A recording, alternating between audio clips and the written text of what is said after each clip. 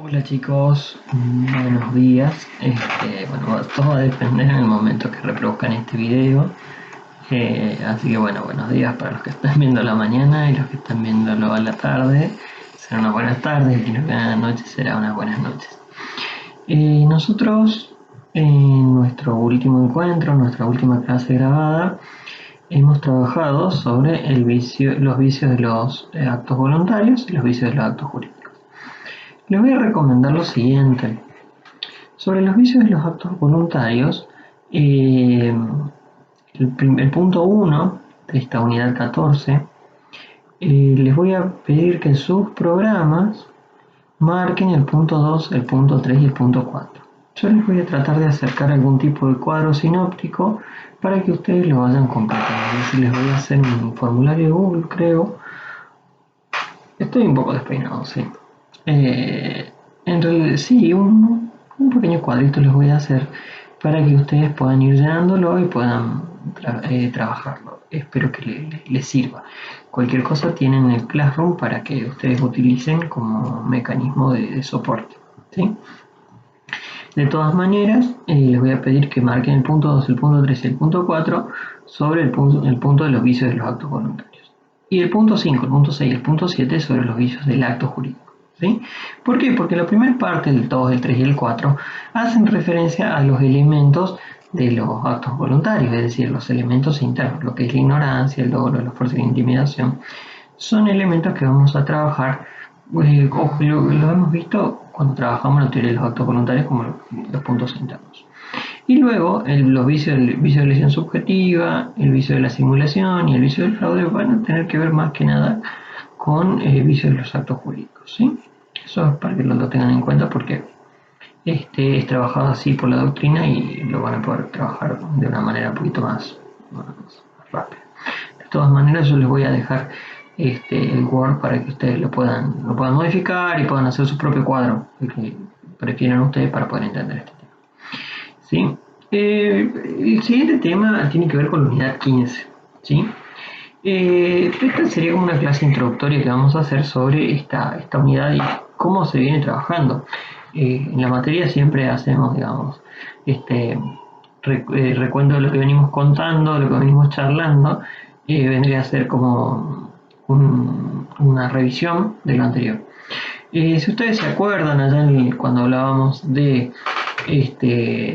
la clasificación de las leyes, habíamos trabajado una clasificación que hablaba de las leyes imperfectas, las leyes perfectas, las leyes más que perfectas y las leyes perfectas, ¿sí?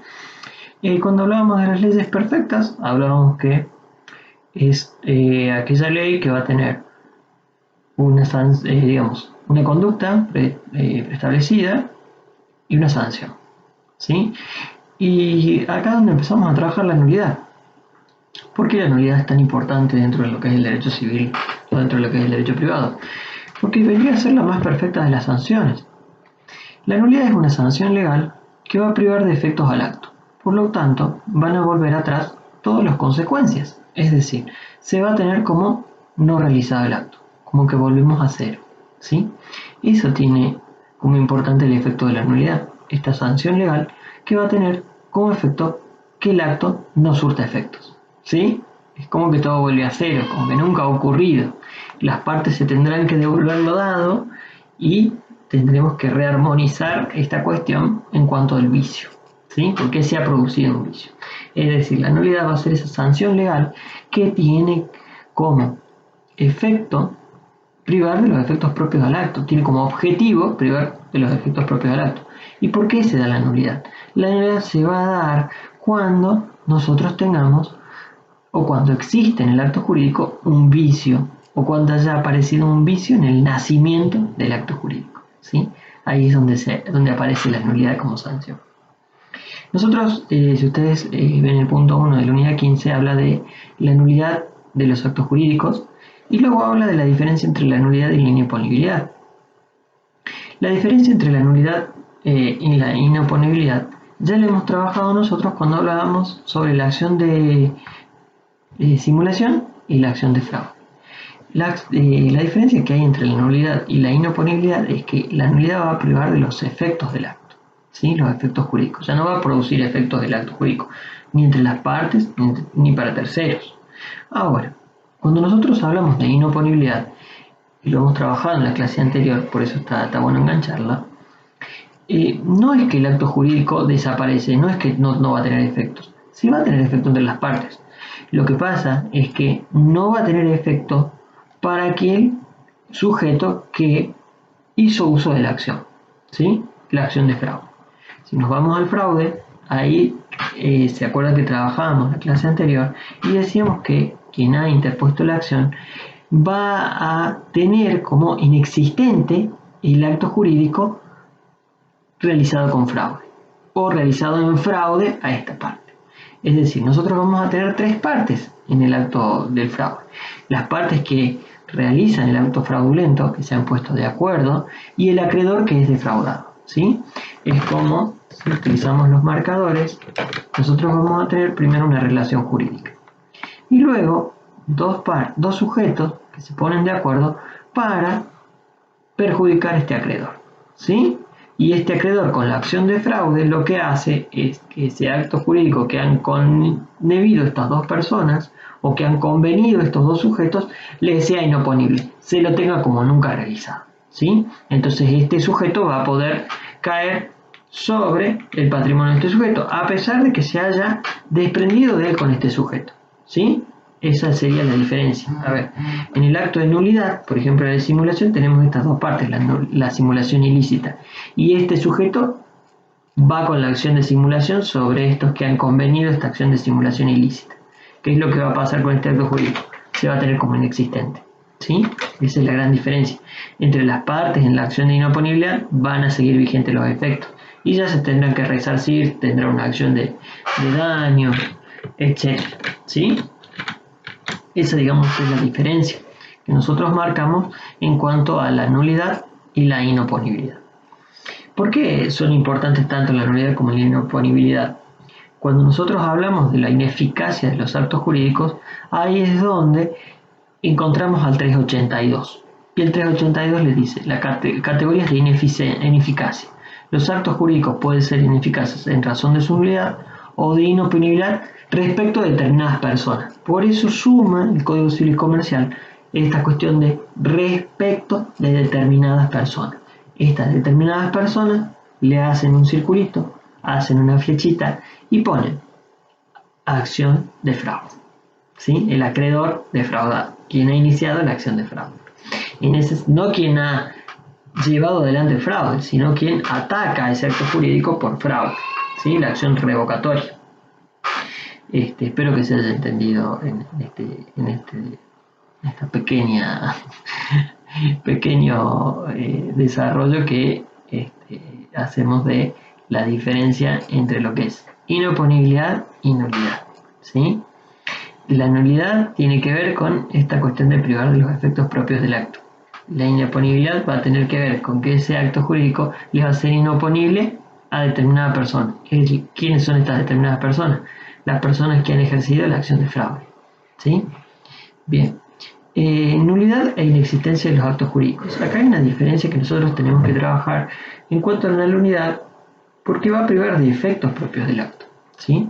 Muy diferente es la inexistencia del acto jurídico. ¿Cuándo estamos en presencia de la inexistencia del acto jurídico? Cuando falte alguno de los elementos del acto jurídico. Es decir, cuando uno de los elementos está ausente, no vamos a tener un acto jurídico. Por ejemplo, si no tenemos objeto, no tenemos un acto jurídico existente, es inexistente, ¿sí? Cuando no tenemos forma, es un acto jurídico inexistente. Cuando no tenemos sujetos, es un acto jurídico inexistente. Es decir, cuando una de las partes que se crea que ha intervenido, no tenemos firma, no tenemos ninguna declaración sobre él mismo, vamos a tener un acto inexistente, porque ese sujeto no estuvo presente en el acto, ¿sí? Eso es un pequeño ejemplo para que ustedes lo puedan asimilar. Después nosotros tenemos la articulación, el 383. ¿Qué es la articulación? En realidad la articulación refiere a cómo nosotros vamos a interponer la acción de nulidad, ¿sí? Y nos dice, la nulidad puede arguirse por vía de acción u oponerse como excepción. En todos los casos debe sustanciarse. ¿Qué es lo que quiere decir? Yo lo puedo iniciar como una acción de fraude o rebatir algún tipo de requerimiento, algún tipo de demanda, oponiendo una excepción de nulidad. ¿Sí? Funciona de las dos maneras, como acción o como defensa. Por eso dice, como acción u oponerse como excepción. ¿Sí? Es una de las defensas que nosotros tenemos en la vía procesal, es la acción de nulidad. ¿Sí? El 384 nos habla de la conversión, nos dice, el acto nulo puede convertirse en otro diferente válido cuyos requisitos esenciales satisfagan, si el fin práctico perseguido por las partes permite suponer que ellas lo habrían querido si hubiesen previsto la ley. Cuando hablamos del 384 hablamos de la conversión del negocio jurídico. Ya nosotros habíamos hablado, cuando trabajábamos sobre los actos formales no solemnes, este tema de la conversión. El ejemplo para que ustedes se acuerden muy fácil es cuando nosotros tenemos la transmisión de un derecho real del dominio. ¿Sí? La generalidad de las operaciones se hace con un contrato de compraventa antes de llevarlo a una escritura pública.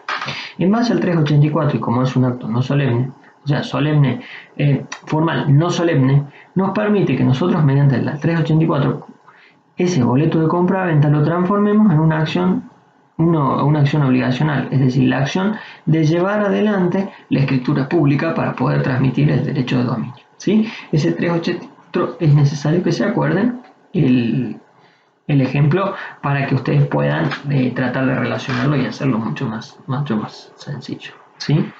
Bueno, el acto indirecto dice el acto jurídico celebrado para obtener un resultado que le es propio a los efectos de otro acto es válido si no se otorga para eludir una prohibición de la ley o para perjudicar a un tercero. Acá tiene que ver este acto directo con el fraude de la ley.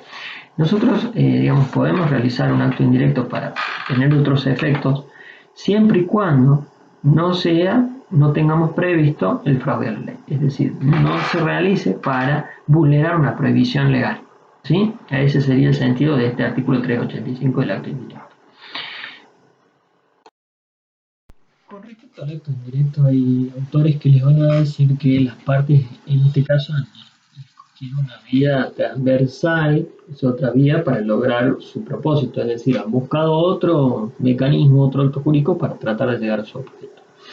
El ejemplo clásico, dicen los autores, es el que presenta cuando un deudor otorga un mandato irrevocable a su acreedor para que les debía. El negocio celebrado es un mandato, es real, ¿sí? Pero está destinado a satisfacer un resultado ulterior que excede la causa típica del mandato.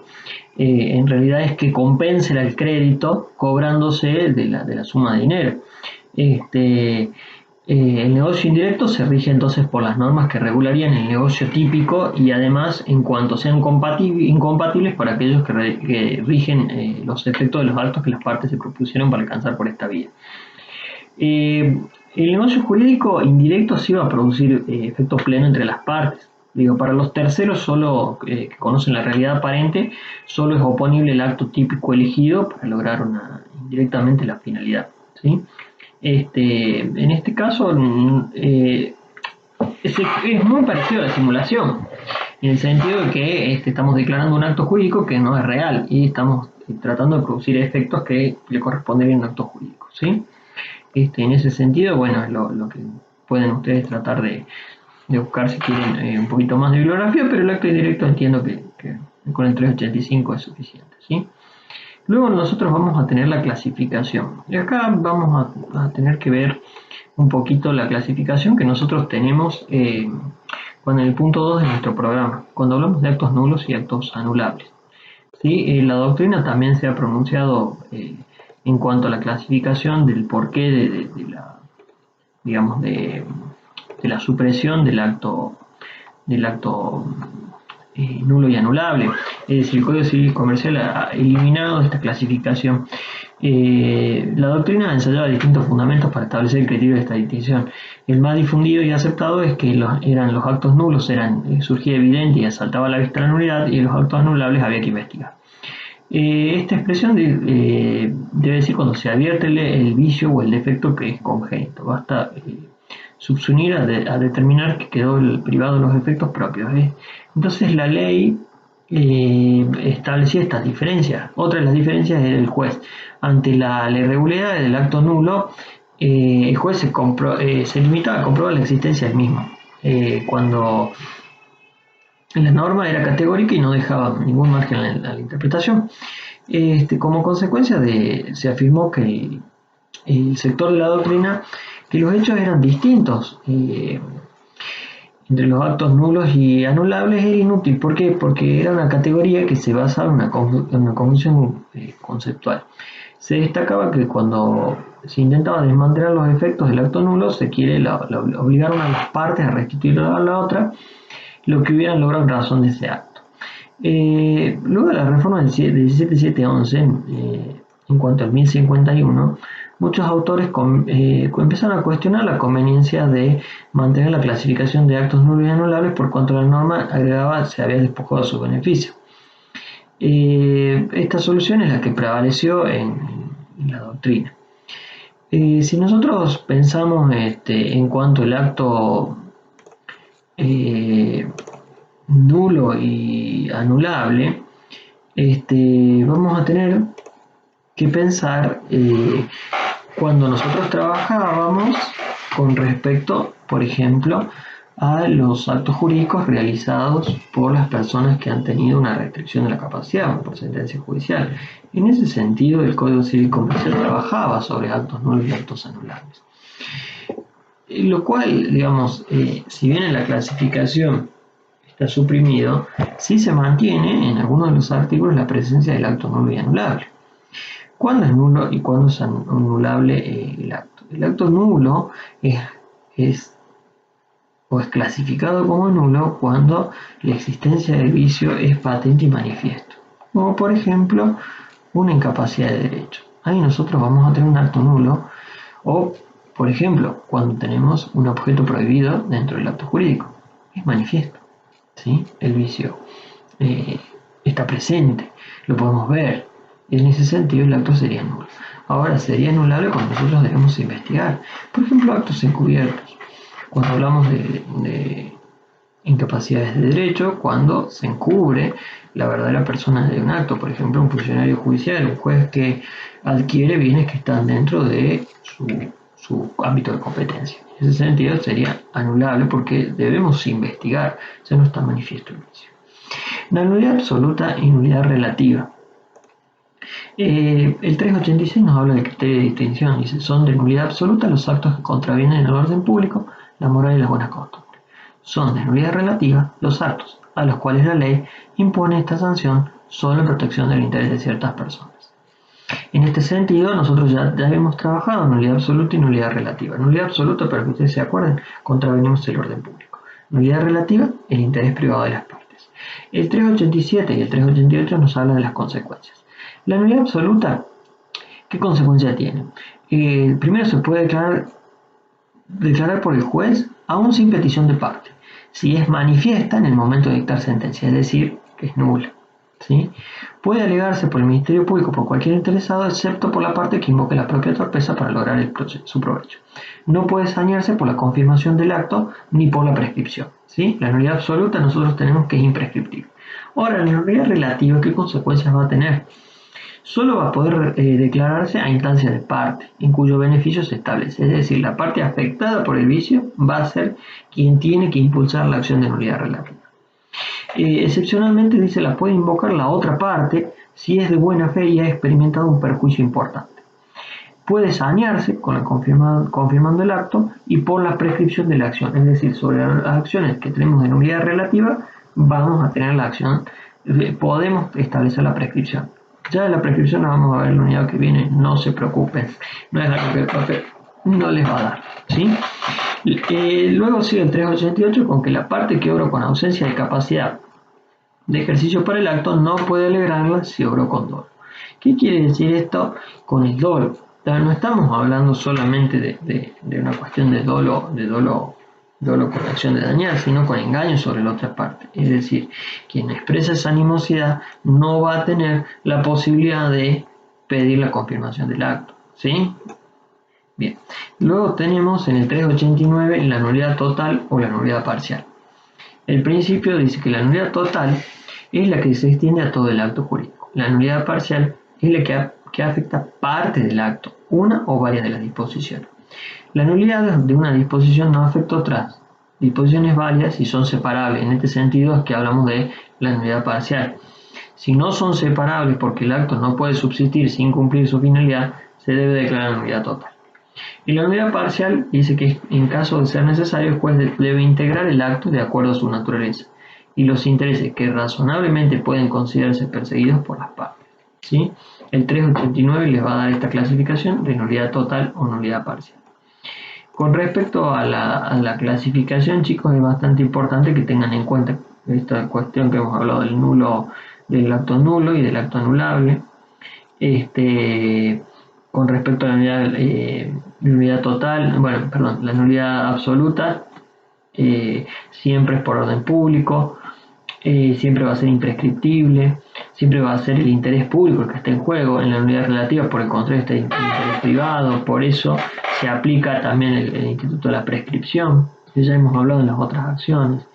En cuanto a la nulidad total, van a encontrar que a diferencia de lo que ocurre con las nulidades, a veces nosotros podemos separar el acto. Cuando se pueda separar el acto jurídico, vamos a poder estar en presencia de la nulidad parcial, ¿sí?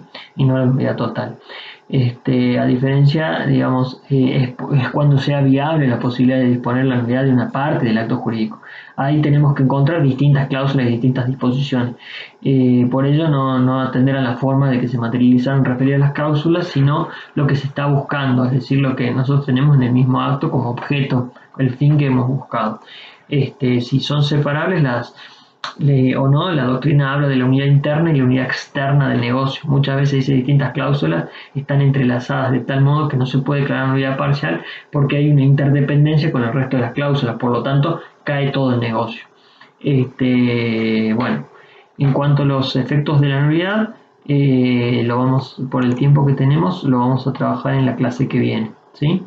Bueno, chicos, espero que esta primera parte, donde hemos trabajado el punto 1, el punto 2 y el punto 3, les haya servido. Vamos a volver a trabajar de todas maneras nulidad, no hay ningún problema cuando hablemos de confirmación. Ahí lo vamos a repasar nuevamente. Así que bueno, chicos, les dejo un saludo muy grande, espero que anden muy bien. Esta clase creo que sale el 6 de octubre, así que serán 2 días antes del parcial. No me han comentado nada sobre el parcial, espero que anden muy bien. Saludos.